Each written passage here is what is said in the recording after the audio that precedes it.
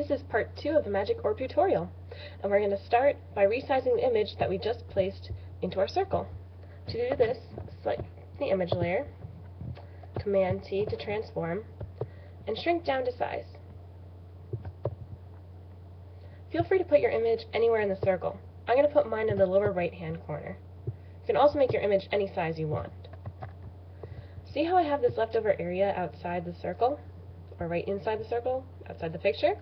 You can change that by using the clone tool, which is this stamp, to copy part of the image, holding down Option and clicking the part you want to have copied.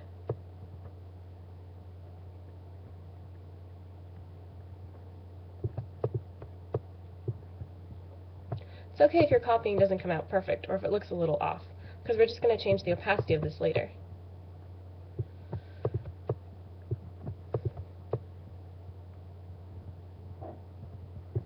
Excellent.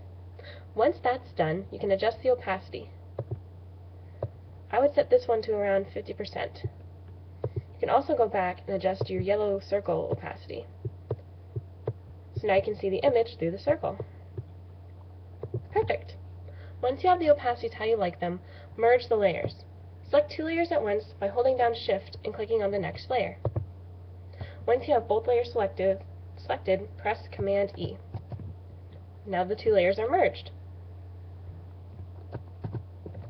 Now that we have them on one layer, we're going to adjust the blending mode. You can adjust blending by going up here, and it's this drop-down menu bar right next to opacity. We're going to change it from normal to vivid light. So now it has a kind of purple color, like your background.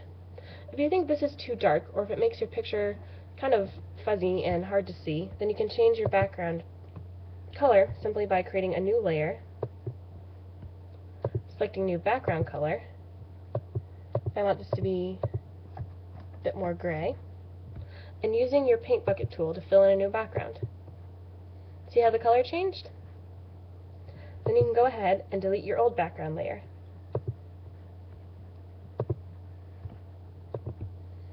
Okay, and now we're going to add the kind of reflective sheen that you saw before on my already finished orb. This is done pretty easily.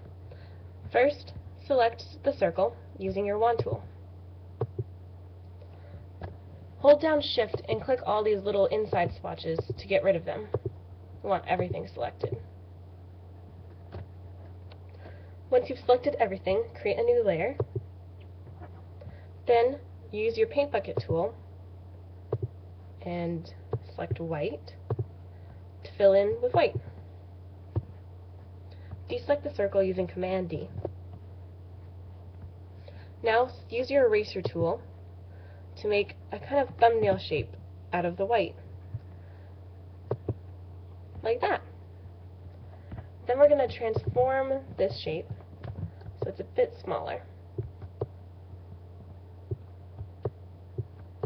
If you want to go back and adjust what the thumbnail looks like, then you can just use your eraser tool and just click away until you have the shape how you like it. Once you've got the shape how you like it, change the opacity. I would put this one around 50% as well. Perfect. In the next and final part of this tutorial, I'll show you how to do the last step, adding smoke.